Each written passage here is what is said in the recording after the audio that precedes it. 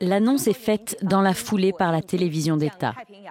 Il est minuit 44 GMT ce mercredi 25 septembre, quand une ogive factice transportée par missile balistique intercontinental tombe dans l'océan Pacifique. Des détails révélés a posteriori par les autorités chinoises, sans préciser si le lancement avait été fait depuis un sous-marin ou depuis la Terre. Ce tir d'essai fait partie de notre plan d'entraînement annuel. Il est conforme au droit et aux pratiques internationales et n'est pas dirigé contre un pays ou une cible en particulier.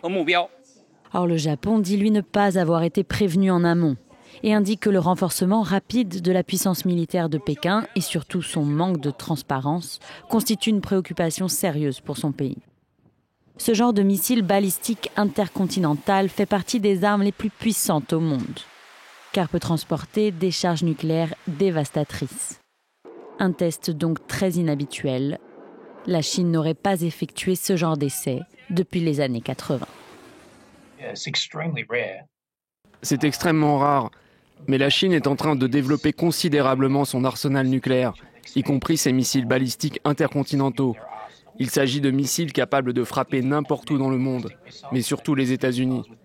Il n'est donc pas surprenant que la Chine ait besoin de tester cette capacité pour s'assurer qu'elle est fiable. Pékin et Washington se livrent par ailleurs une intense lutte d'influence dans le Pacifique. Ce tir pourrait en revanche remettre sur la table les négociations sur le contrôle des armements, un sujet dont les pays du Pacifique sont extrêmement sensibles en raison de l'histoire des essais nucléaires dans cette partie du monde.